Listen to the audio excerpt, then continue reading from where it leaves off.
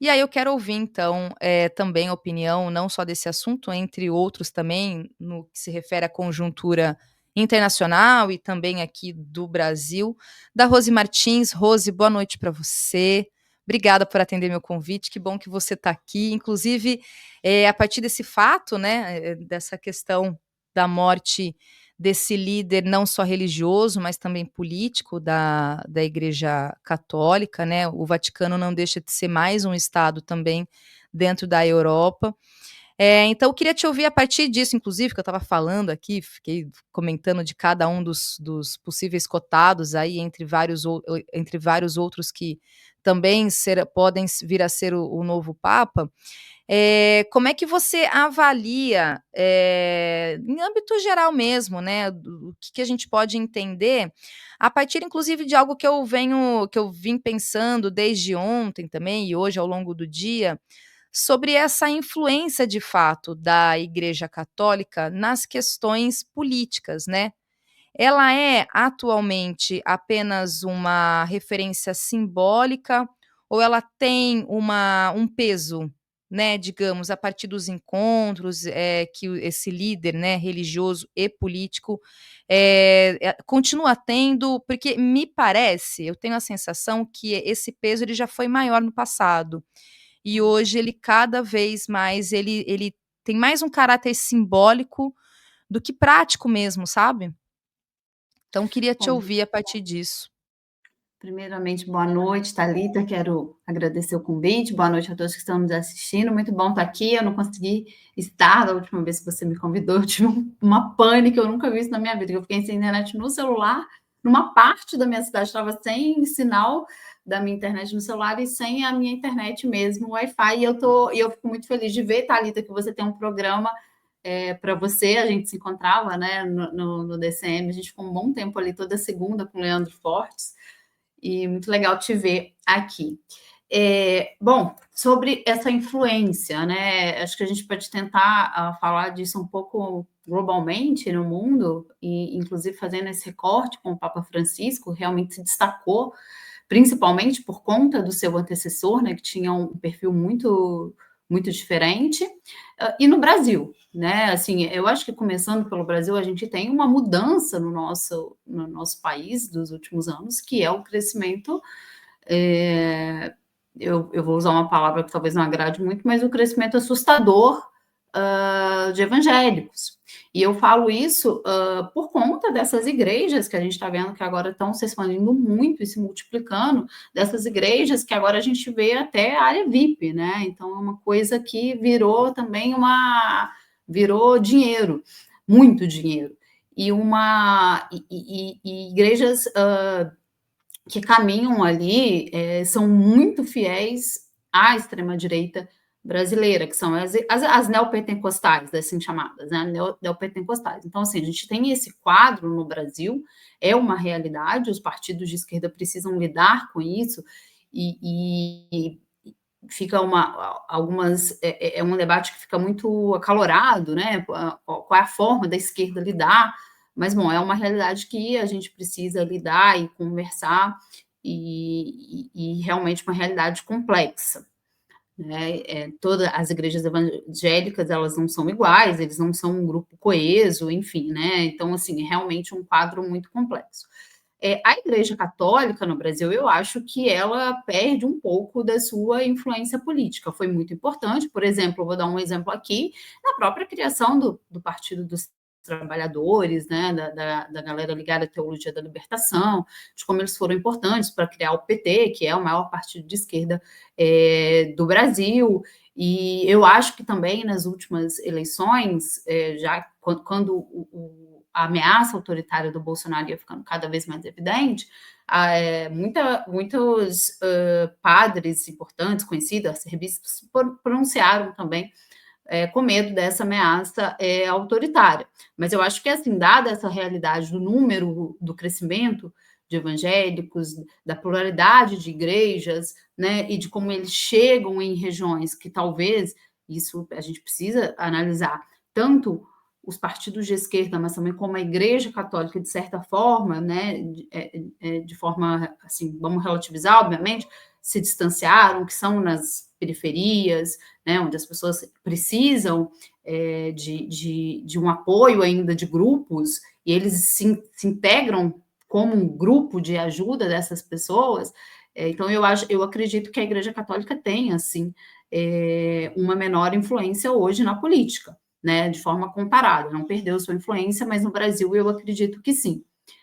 A gente tem algumas figuras muito importantes, e acho que você falou aqui do padre Júlio Lancelotti, mas que ainda com um trabalho muito localizado, né? Ele é de São Paulo, então, assim, apesar de ecoar o seu trabalho para o Brasil inteiro, a gente, eu acho que não vê o exemplo dele se multiplicar de uma forma que talvez pudesse ser, digamos, uma nova inserção da Igreja Católica no interior do Brasil e nas localidades mais pobres.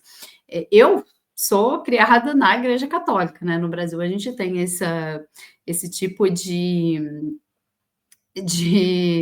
digamos, de categoria, que é o católico não praticante. Hoje eu sou católica não praticante, mas eu fui criada a vida inteira na Igreja Católica, aquela coisa de cantar em coral.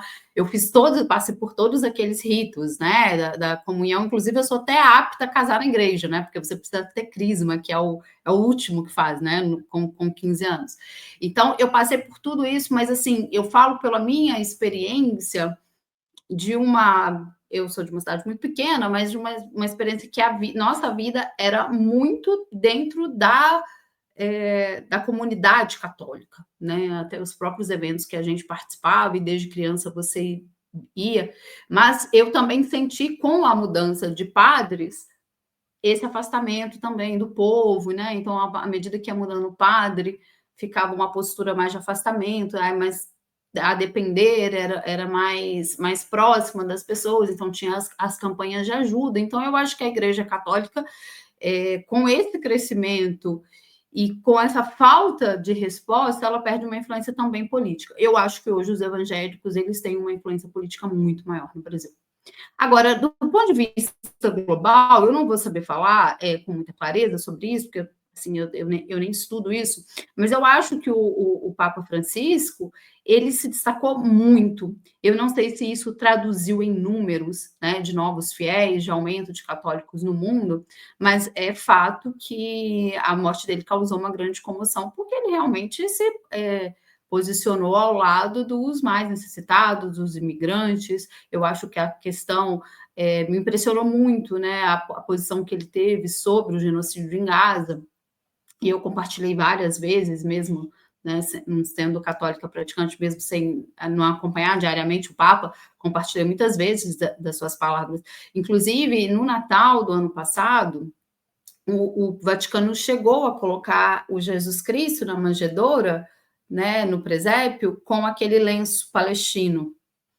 E depois foi retirado o lenço, né, do Menino Jesus. Mas eu acho que também é um episódio simbólico sobre a forma que o Papa Francisco operava, né, que ele trabalhava também com uma grande pressão de um Vaticano conservador, né? Então, assim, era uma situação difícil. Eu me lembro também quando ele foi escolhido Papa, eu lembro de muitas críticas, porque ele teria sido colaborador com a ditadura da Argentina, né? Então, assim, todo ser humano é uma figura contraditória, mas eu acho que, assim, comparativamente, o saldo que a gente tem do trabalho dele é um saldo muito bom, né? E aí é assustador, porque pode vir coisa não muito boa aí para frente, né? A gente não sabe se o trabalho dele se o próximo Papa vai ser um Papa de perfil que vai manter esse trabalho, né? Tocar para frente esse trabalho do Papa Francisco.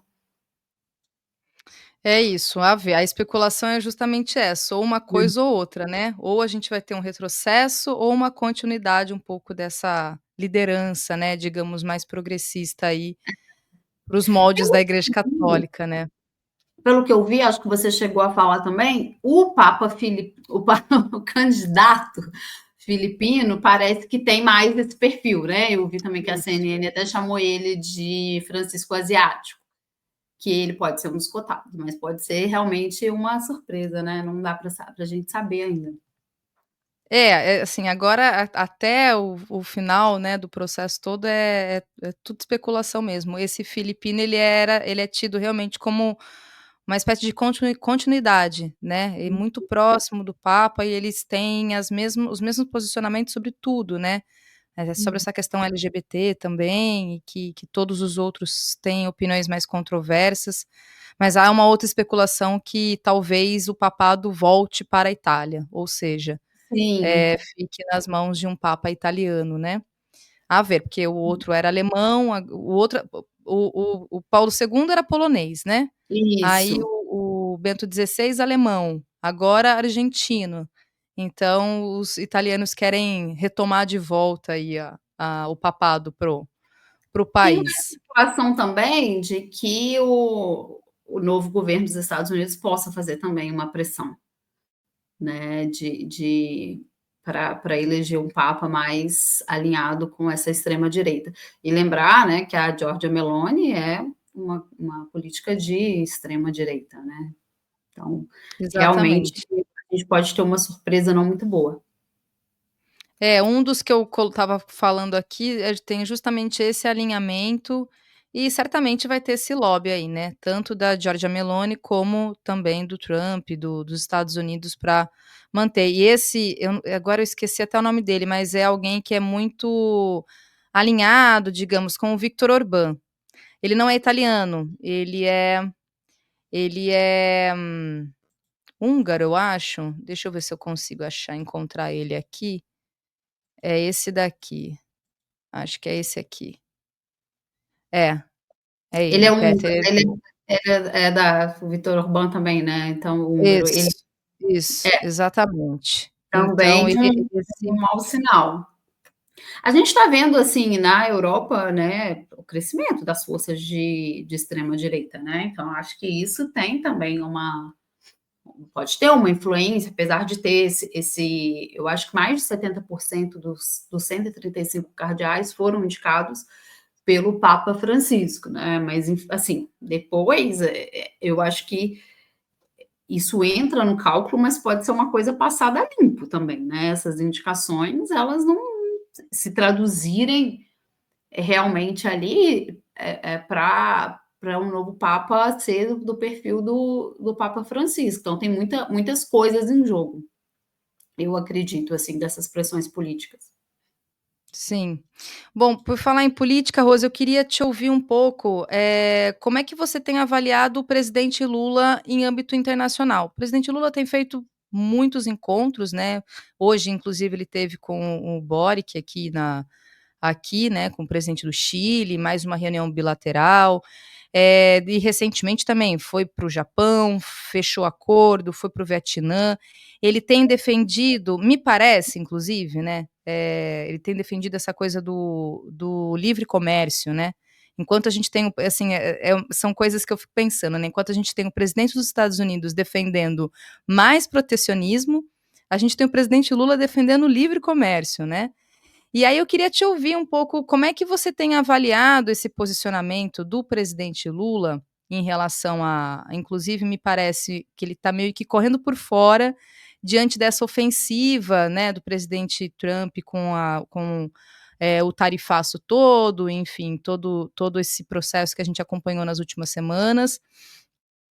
Mas te ouvir mesmo, como é que você tem avaliado o posicionamento do presidente Lula nesse aspecto, né, desse ponto de vista mais, do caráter econômico, né, inclusive Uhum. algo que ele recentemente declarou numa das suas falas que ele acha muito positivo o Brasil ser o celeiro do mundo, portanto ser um exportador de commodities, né, como sempre, algo que fica ali um pouco dentro das nossas críticas em relação a como a gente avalia, sobre soberania e sobre aquilo que a gente pensa do que pode ser para o país.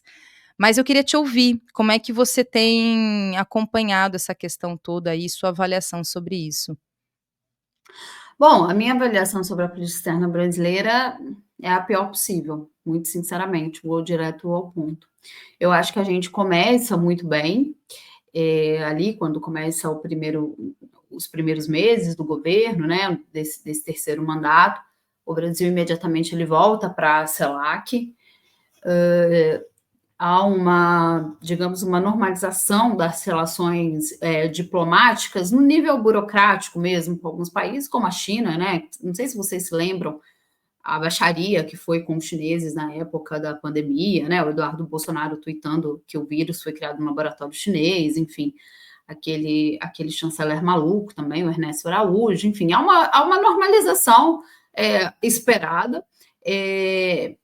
Em maio de 2023, então ali, né, no 5º mês de governo, o Lula recebe aqui no Brasil, na Cúpula das Américas, os presidentes da região, talvez ensaiando o que seria ali a volta da Unasul, que foi uma organização, né, criada durante os governos do PT e que era uma organização diferentemente do Mercosul, que tem poucos membros e é voltada mais para questões comerciais. A Unasul era muito mais politizada, né? Se pretendia ali com a Unasul criar o Conselho de Defesa sul-americano, discutir questões de infraestrutura, enfim, talvez esse encontro, inclusive o Maduro esteve no Brasil, né? Ele não vinha no Brasil desde o golpe da presidenta Dilma, ele esteve no Brasil.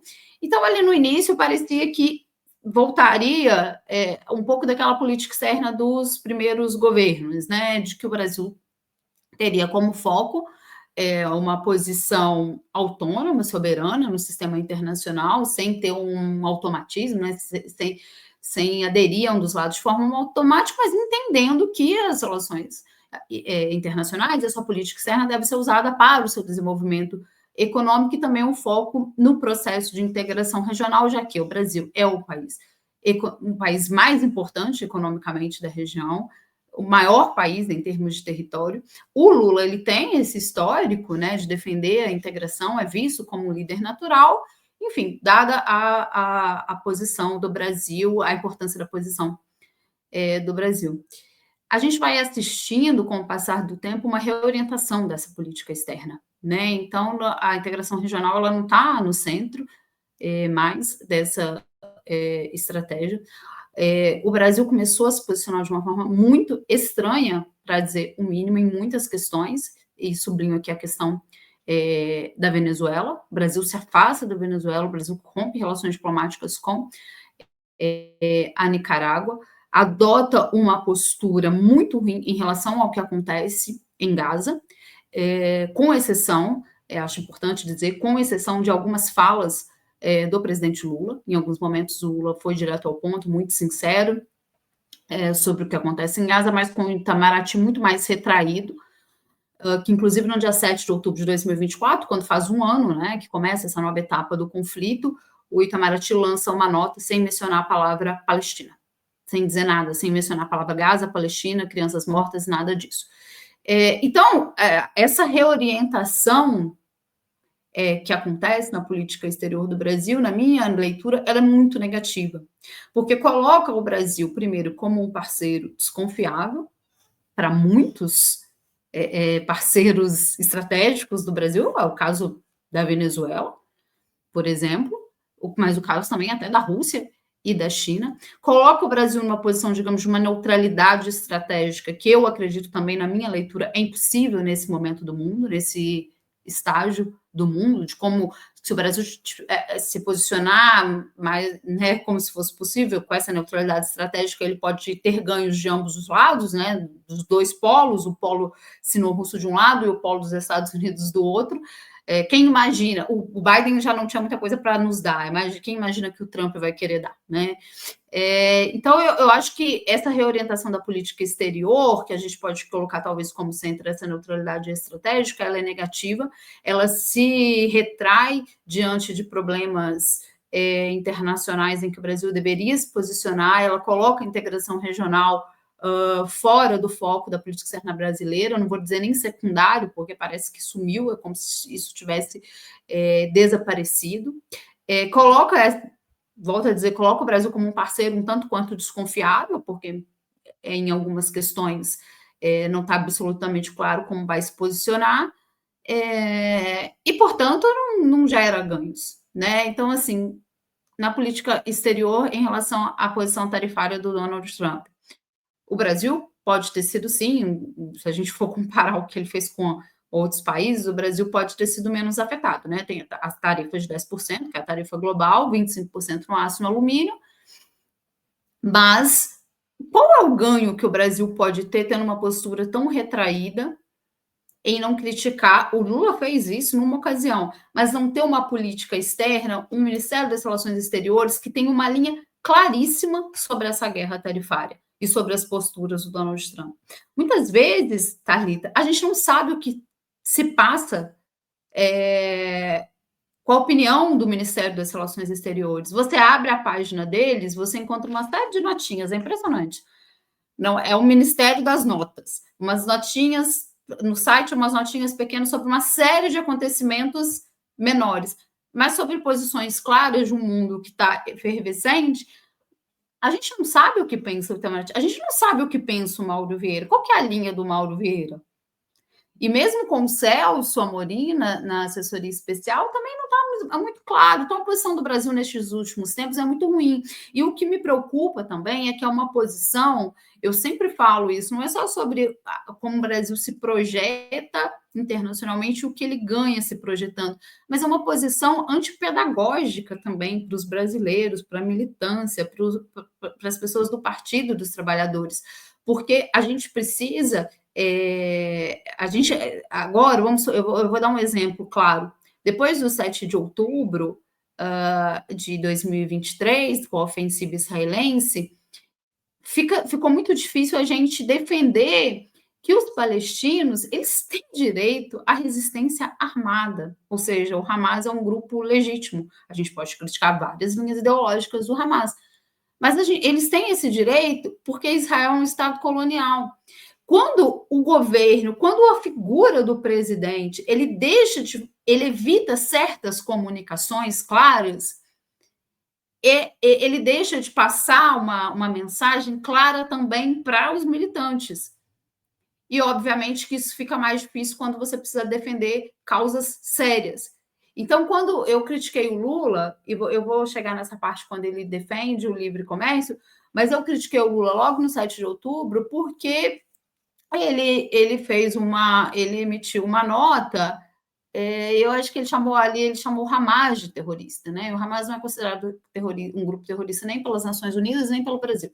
Então, eu acho que tem uma postura antipedagógica que eu dei esse exemplo, mas também nessa questão do livre comércio, né? A crítica ao Trump, de falar assim, não, nós temos que criticar o Trump porque o livre comércio é importante, obviamente que existe um grau de multilateralidade que é preciso, os seus países estão numa interdependência complexa e precisam cooperar, tanto no comércio como a questão de cooperação tecnológica e etc.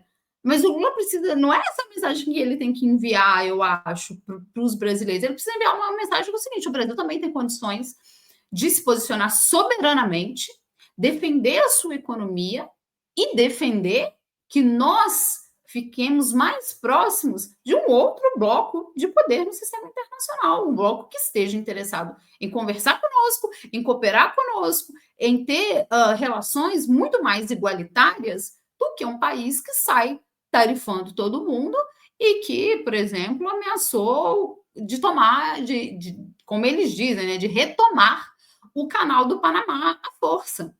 Né? E de que é uma figura, obviamente, de extrema-direita como Donald Trump. Então, eu acho que, assim, a política externa vai mal, a comunicação da política externa vai mal, mas também não teria como essa comunicação ir bem se a política, se lá na raiz a gente tem uma política externa que vai muito mal. Então, assim, eu nem sei te dizer, nesse momento, qual é a direção dessa política. Eu só sinto muito mesmo que o Brasil esteja, para citar um último episódio, tendo uma relação que não foi normalizada com a Venezuela, de afastamento da Venezuela, mas em menos de 24 horas depois, mesmo com as denúncias no Equador, reconheceu uma figura como Daniel Noboa, sendo que aquele processo eleitoral ele já começou totalmente contaminado, para citar só um exemplo de que ele deveria se licenciar do cargo e ele não se licenciou, passa por cima da Constituição do Equador. E o Lula foi lá muito rapidamente, reconheceu as eleições, e é só a gente ver como é uma posição totalmente distinta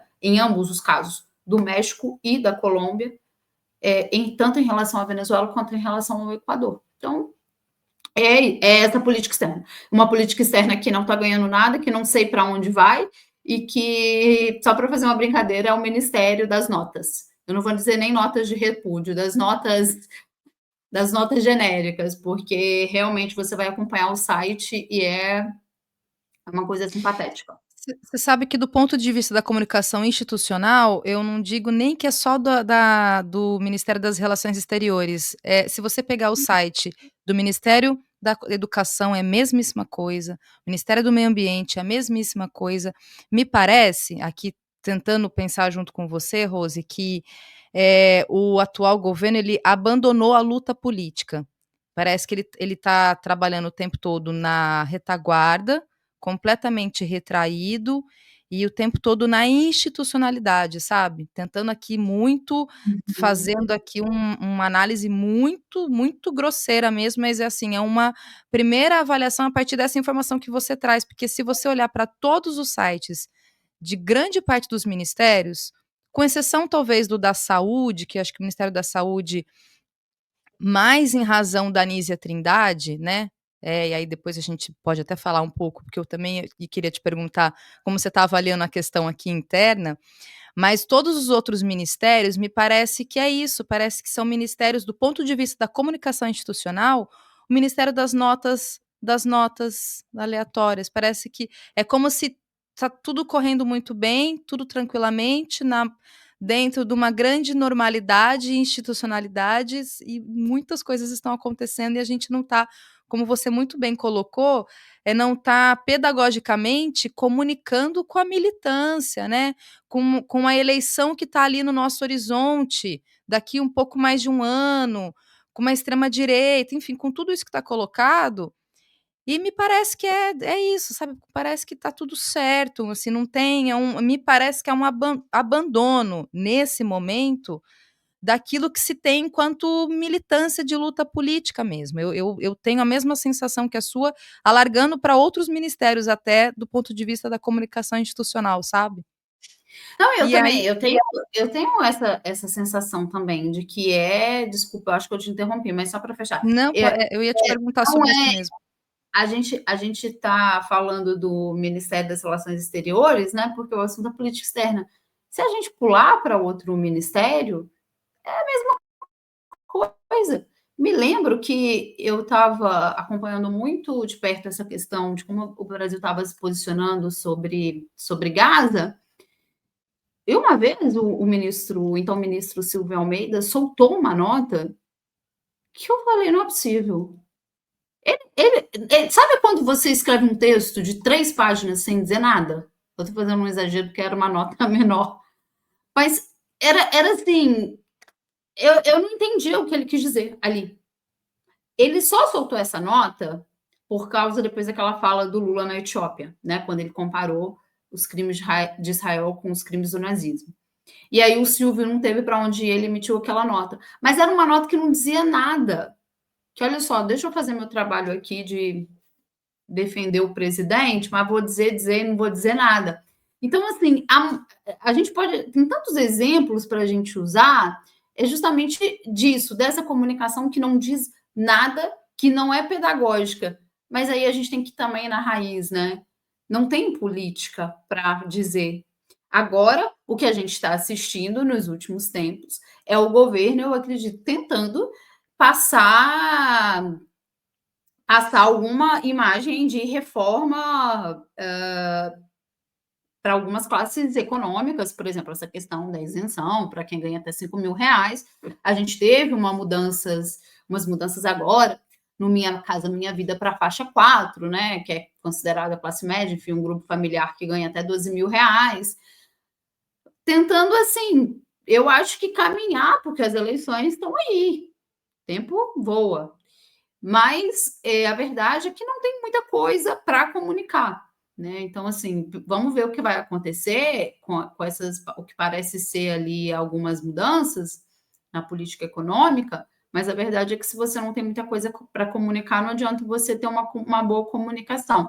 E isso, eu falo isso sendo uma pessoa filiada ao Partido dos Trabalhadores, e que espero por essa mudança, porque o tempo está passando e o que a gente está vendo é que o governo parece que, além de apostar numa comunicação que é um pouco festiva, não sei se está tendo uma leitura adequada das pesquisas de opinião, porque a grande questão, quando a gente ia para as redes sociais criticar o governo, né, tentar puxar o governo para a esquerda, principalmente quem é do partido, que tem essa visão, que são muitas pessoas que pensam como eu, que é preciso puxar o partido para a esquerda. Quando a gente ia para as redes sociais falar sobre isso, as pessoas diziam que era um problema da comunicação, que não estava chegando nas pessoas. Mas aí mudou o ministro, né? Então o problema era o Paulo Pimenta, que ele não tinha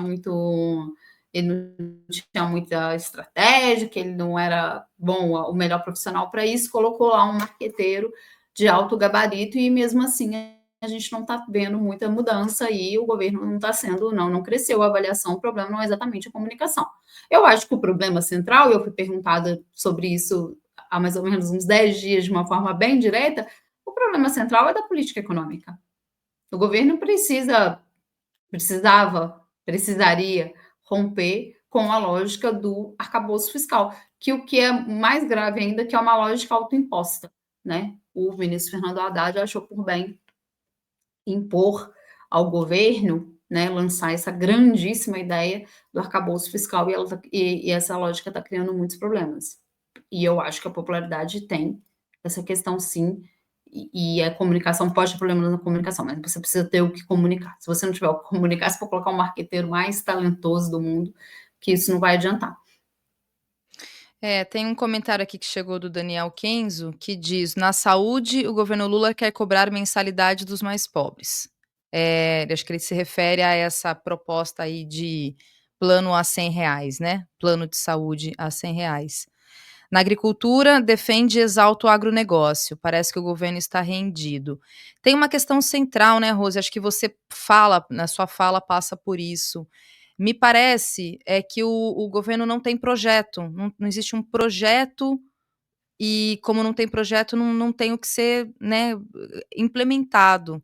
Apenas, dentro da questão da política econômica, seguir os ritos do arcabouço fiscal e ponto final e vamos ver no que dá. Acho que passa um pouco por isso, né. Assim, a gente já imaginava que teria alguma dificuldade, porque o governo foi eleito com essa frente amplíssima, né? Tiveram que colocar a Simone Tebet lá no palanque no segundo turno, né? Foi a estratégia deles, sendo que eu acho que eu assisti todos os debates. Eu adoro assistir debate. Sendo que nos debates ela falava abertamente de liberalismo econômico e etc. E a mulher foi para o Ministério do Planejamento. Então, assim, a gente imaginava que teria algumas dificuldades por causa dessa frente amplíssima. O que eu não imaginava, Thalita, muito sinceramente, é que o governo e uma parte, inclusive, da esquerda não fosse fazer pressão para puxar para a esquerda, porque eu vejo que hoje tem vários partidos, né, de esquerda, inclusive até algumas pessoas que me surpreenderam muito, como políticos do PSOL, que preferem continuar nesse clima. Tá tudo bem, tá tudo muito bom, a comunicação tem que ser festiva, porque a gente está fazendo muita coisa, ao invés de cobrar do governo. Na época da aprovação desse arcabouço, né, porque ele foi construído pelo Ministério da Fazenda e depois passou pelo Congresso, tinham muitos políticos de esquerda que ali viu aquilo como uma vitória, quando muita gente, muitos economistas já estavam dizendo que isso seria uma armadilha e que ia criar muitos problemas para o governo. Né, fazendo justiça aqui é o Davi De Castro, que passou por esse problema agora no PSOL, foi demitido. Eu me lembro que a primeira pessoa que me chamou atenção para isso, quando o governo lançou, quando o Ministério da Fazenda lançou esse projeto do arcabouço, foi o Davi, de que isso ia ter problemas com o piso da saúde, educação, ia haver uma enorme pressão, e a gente viu o que o ministro foi no final do ano defender na televisão, né, a questão do abono, a limitação do crescimento do salário mínimo. Então, assim, as dificuldades de um governo eleito de frente ampla, obviamente que teriam, mas aí a falta de pressão e também uma parte da esquerda considerar como golpismo as críticas à esquerda, isso realmente foi um pouco, isso me surpreendeu. Não, e aí, Rose, o que a gente tem visto, dentro das redes, né, todas também, a gente se acompanha junto, eu vejo seus Uhum. posicionamentos e tal, essa ala mais crítica mesmo dentro do Partido dos Trabalhadores, você, o Breno Altman, o próprio Renato Freitas, que acabam também sendo alvo de pessoas ditas progressistas e de esquerda, Sim, e que é isso que eu tenho a sensação, eu conversava com o Maringoni aqui há umas 2 semanas que ele teve comigo, aqui que ele veio ao programa, que me parece, se você for se informar pura e simplesmente pelo institucional do governo, a gente está num eterno clima de festa. sim, E aí o grande argumento que a gente tem, das críticas que vêm de rebote, né, no rebote quando a gente se posiciona, é de que há uma extrema direita, há um fascismo à espreita, e que se a gente fala, a gente vai fortalecer essa extrema direita inclusive, uhum, então então a gente eu não sei, assim, eu me coloco como uma pessoa muitíssimo ponderada, inclusive, dentro do que eu vejo os camaradas todos falando, se posicionando, etc. Mas mesmo assim, eu fui alvo de ataques, de gente que aí também você não sabe, porque são muitos perfis fakes, sim, inclusive, que são virulentos e ofensivos e tem o método gabinete do ódio, assim, sabe. E sim, então, então, assim, acho que só tentando fechar um pouco dentro da sua primeira fala sobre a questão não é pedagógica, e não é pedagógica inclusive nesse sentido, porque no fim há uma esquerda ou progressista, ou mais radical, mais radical, etcétera, que fica de alguma forma se degladiando, né, nas redes, etcétera, e a gente não vai, de alguma forma, para lugar algum. O que de fato fortalece a extrema direita, me parece, e até queria te ouvir sobre isso, não é comunicar o erro, é o erro. Não é falar sobre exatamente. o erro, não é não criticar, sabe. Uhum, Então, assim, se tem um erro, se tem uma questão aqui colocada, a gente não pode falar, porque falar é o problema, não o problema em si, então é algo que é muito, é muito irracional, do ponto de vista inclusive da luta política, porque criticar também faz parte da luta política, sim, né, e não ser claro. tratado como inimigo, né, pelo contrário, ser crítico ao governo não é ser inimigo dele, sabe. Então a gente está assim, é uma certa confusão e a gente está tentando falar aqui e entender, mas é lamentável, para dizer o mínimo, sabe. É lamentável mesmo, assim. Então não dá muito para entender para que caminho a gente está indo, sabe.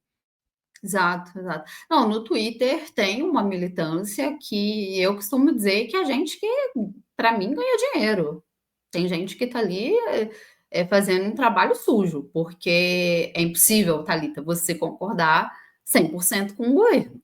E você não aceita, não só você concorda, você pode até fingir que concorda e tal, mas você não aceitar nenhuma crítica. E eu vou te dizer, ali no Twitter, eu perdi amigos, inclusive, pessoas que ficaram meus amigos, assim, e pararam de falar comigo, me bloquearam, quando eu comecei a criticar a política externa, que é o que eu acompanho com mais atenção, mas do que fazer qualquer outra crítica, sabe? Gente que me xingou e etc. E realmente eles têm uma posição que muitas vezes é assustadora, assim. Eu vejo os níveis de ataque, e é uma coisa que para mim não se justifica. As pessoas têm direito à crítica, sendo do partido ou não. Qualquer brasileiro, qualquer cidadão brasileiro pode criticar o governo.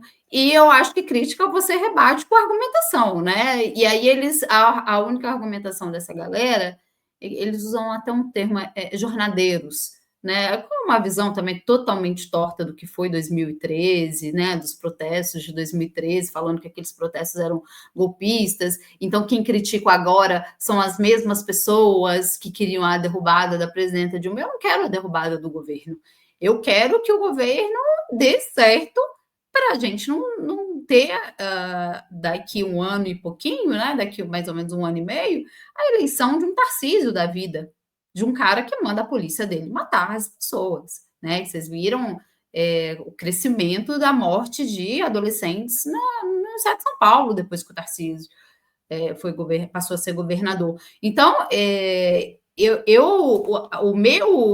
a minha crítica é no sentido, né? Quem sou eu para isso na fila do pão? Mas, enfim, enquanto pessoa que critica, não é porque eu quero derrubar o governo, não é porque eu quero colocar qualquer coisa no lugar. Eu quero que o governo dê certo e que, assim, consiga compreender os sinais que têm vindo. As pessoas estão muito insatisfeitas.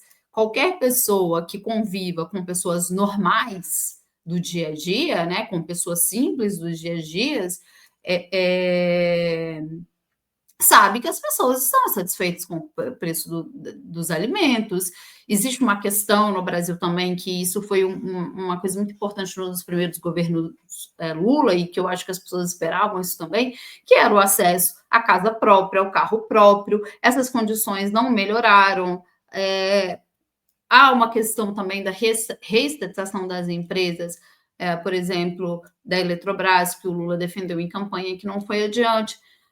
Então, assim, há muitas questões. Claro, o governo tem feito, tem trabalhado. A gente não pode dizer que o governo está totalmente entregue para a frente ampla, mas existe sim uma simetria de quem decide as coisas. E um problema central, que é um ministério que é um nome do Partido dos Trabalhadores, que seria assim o nome do Lula, então o nome pessoal, que eu acho que está no centro do problema, que é o Ministério da Fazenda, a concepção da política econômica do Ministério da Fazenda. Então, eu acho que, assim, há coisas que melhoraram, a gente voltou a uma certa normalidade, sim, mas há uma simetria muito grande do papel de forças de direita, de forças de centro, com as forças de esquerda. Uma simetria muito grande. Não há equilíbrio. Não há equilíbrio. Então, a gente se contenta com um pouquinho de coisa ali que, digamos, que as forças de esquerda fazem, para um montão de coisa que esse grupo de centro e da direita exerce mais pressão. É o caso, aqui as pessoas devem ter assistido, você também, naquela entrevista da Simone Tebet para Miriam Leitão. Aquilo foi uma coisa escandalosa, que ela fala que vencendo as eleições do ano que vem, eles vão aplicar um choque quase que ultraliberalizante e que seria o momento certo. Eu acho que ela, hoje em dia, ela é uma força, ela representa uma força, uma ideia muito maior do que outras forças de esquerda, que conseguem, talvez, agir em temas muito pontuais que não mudam a estrutura ou que não procuram exercer pressão nessa estrutura desigual da sociedade brasileira. E ninguém comentou, né? O mais profundo silêncio, assim, do governo, do partido, Exatamente. ninguém se posicionou depois dessa fala, Rose, ninguém. Por Sobre exemplo, isso e um outro ponto também.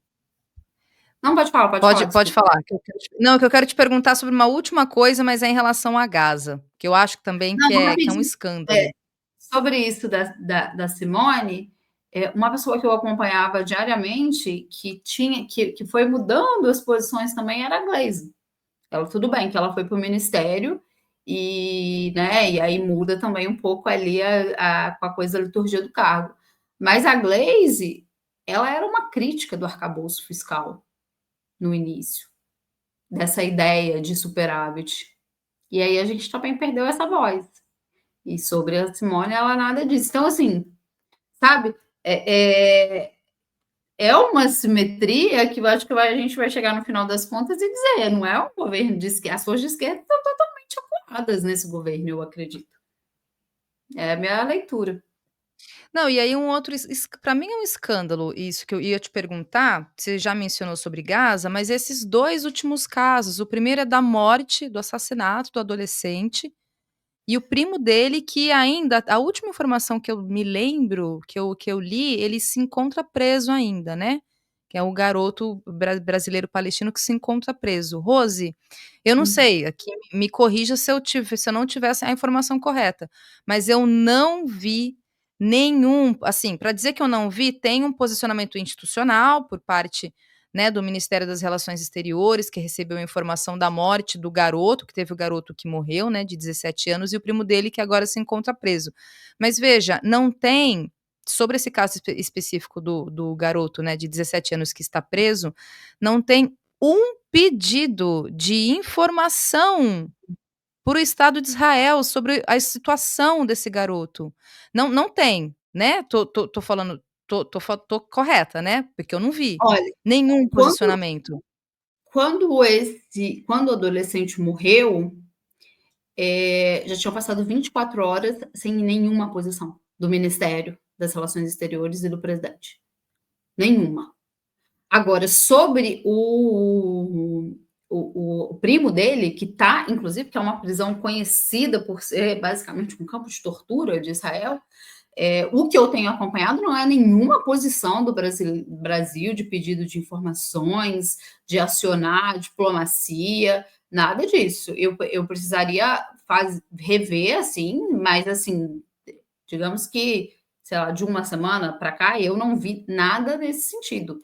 Eu acompanho ali o Twitter, entro no site, eu não vi nada nesse sentido. E se tiver, Thalita, vamos combinar, né? Nesse momento, é também insuficiente. Eu disse isso no meu Twitter. Algumas coisas que alguém falou assim, o Brasil fez o mínimo, acho que é sobre a compra lá dos obuseiros, né? Que travou a licitação.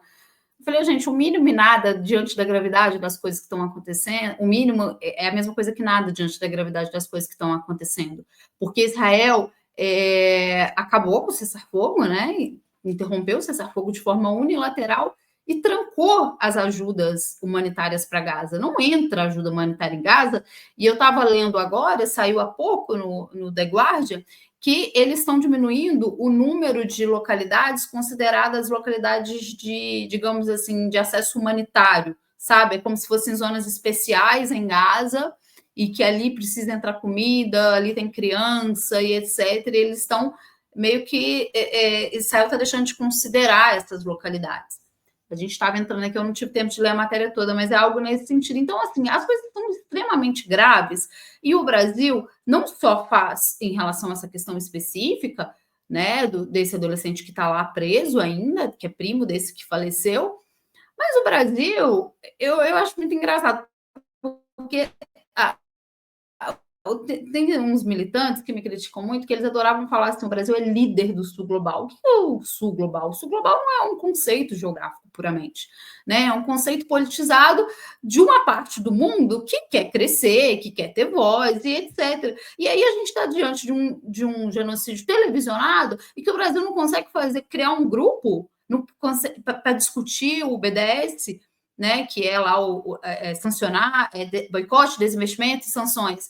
Então, o Gustavo Petro, com a força que tem a Colômbia, coitado, né, se comparado à posição do Brasil, rompeu relações, se não me engano, parou de vender carvão para Israel. Então, o Brasil continua vendendo petróleo bruto para Israel. O Brasil não tem posições diplomáticas à altura nenhuma da gravidade do que está acontecendo em Gaza.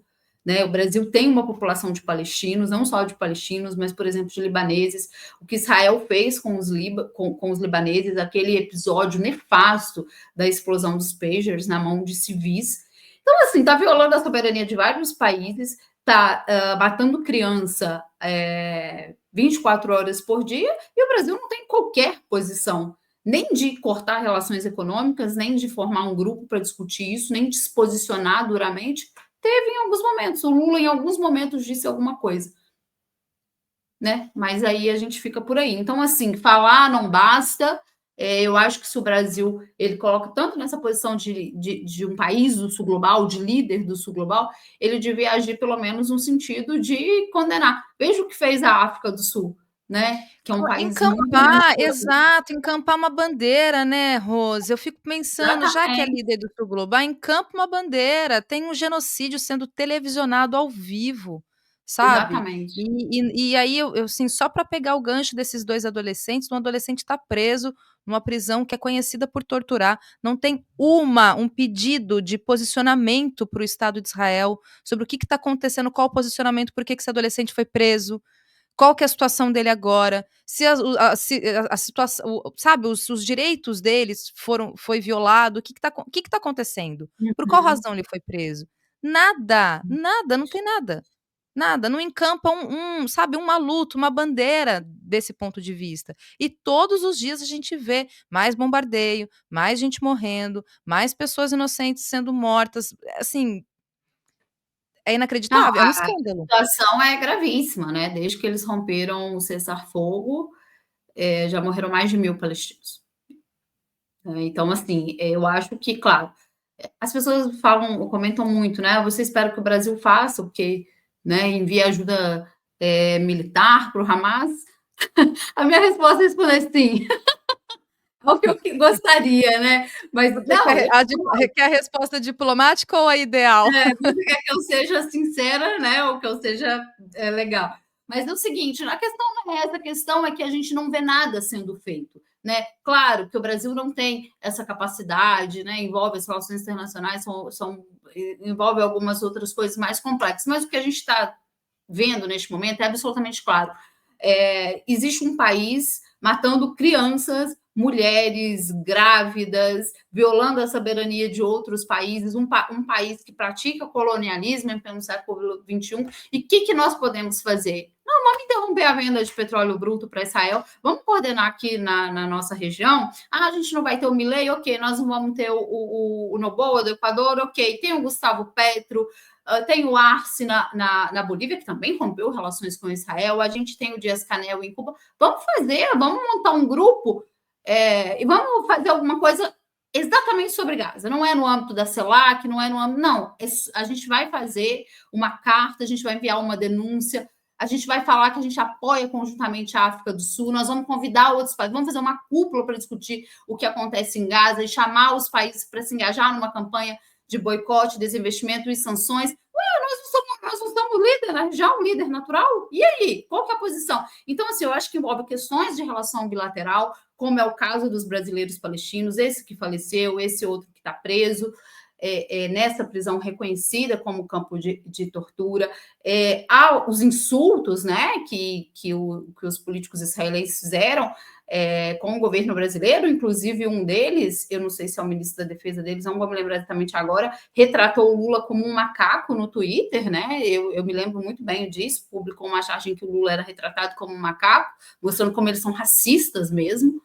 Então, assim, aspectos das relações bilaterais, em específico, aspectos humanitários, em que o Brasil, em ambos os casos, o Brasil, humanitários eu digo de forma mais global, né, do que a gente defende enquanto mundo, enquanto sociedade internacional, em que o Brasil não se posiciona, em que o Brasil se retira do seu espaço. O Brasil fez uma coisa, e eu critiquei muito, que foi colocar no Conselho de Segurança uma proposta de cessar-fogo.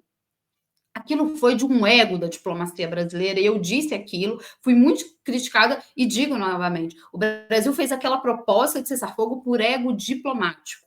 Era uma proposta que não condenava Israel, ela já tinha uns 2 meses que estava nessa ofensiva israelense, ela não condenava Israel, ela só condenava o Hamas, ocultou a palavra cessar-fogo, porque achou que talvez ocultando os Estados Unidos não iam vetar, balela, que a gente sabia que aquilo não ia passar, só para dizer a nossa diplomacia fez alguma coisa. Então, o Brasil, existe um ego também da diplomacia brasileira de falar de somos os mediadores, quando o Brasil não tem condições de mediar nada. O que pode fazer mesmo, eles não fazem. Onde o ego devia pegar e falar assim, não, nós somos o líder da região, aqui na nossa região nós temos boas relações com o mundo inteiro, nós vamos pressionar os outros governos. O Macron não veio aqui no Brasil e ficou passeando com o Lula? Será que o Lula, em algum momento, tratou disso, sobre a questão de Gaza, com o Macron? Então, eu acho que não serve para nada isso, sabe? Não serve para nada. Então, assim, acho que é uma política externa, como diz o meu amigo Hugo Albuquerque, é a política externa da frente bamba. Isso não é uma frente que ela não é só ampla, ela também é bamba, não vai para lugar nenhum. E a política externa, eu acho que ela entrou também nessa lógica. Aquele início lá de 2023, com a Cúpula das Américas, com a volta imediata para a CELAC, com a viagem do Lula em abril de 2023 para a China, aquela ali é uma página virada. Agora a política externa está operando em outra lógica. Bom, só ler esse último comentário aqui do Daniel Keynes: "O governo tem projeto neoliberal", diz ele. E a Adriana aqui comentando também do Davi Decach, né, também antecipou a questão dos pisos da saúde e educação, que estão agora claramente ameaçados pelo Ministério da Economia e seu arcabouço. Pois é, vamos acompanhar essa questão também. Rose, obrigada, viu, por estar aqui comigo. Com certeza eu vou te chamar mais vezes para a gente conversar, trocar mais ideias também. E mais uma vez, boa noite, te agradeço. Não, eu que agradeço o convite. Eu quero falar uma última coisinha, eu sei que eu acho que eu já Por estourei o favor. tempo. Eu te Não, o mandei no espaço é seu. chat, eu queria é um programa de cultura, eu queria indicar um livro para quem está nos assistindo. É um livro de um amigo Vou muito colocar querido, aqui. muito talentoso. Ele cursa Ciências Sociais na Unicamp.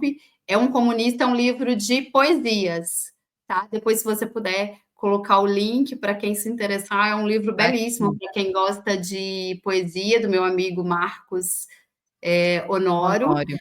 É um comunista, ó, de primeira, e o que ele escreve é muito politizado e muito lindo mesmo. Está disponível. A Água e ao Sal, que chama o livro dele, é o primeiro livro Isso. dele. E a editora Uratal, quem se interessar, dá uma olhadinha lá, e eu acho que vale a pena Legal. dar aí uma moral para os nossos amigos comunistas. Com Obrigada, Thalita. certeza. Eu que te Obrigada. agradeço. Estou colocando o link aqui, gente, para quem quiser acessar o livro, quiser comprar também, tá aí, tem a mais informações também. É isso, programa de cultura, a gente sempre indica livros aqui Exato, eu falei, não, eu e vou aproveitar porque eu estou lendo o livro agora e falei assim, eu quero deixar essa dica porque é um livro muito lindo mesmo. Gente, que obrigada, bom. obrigada, Thalita, estou sempre às ordens, foi muito bom falar com você novamente, te encontrar aqui, parabéns pelo programa, tá bom? Obrigada. Tchau, tchau, até a Tchau, tchau. próxima.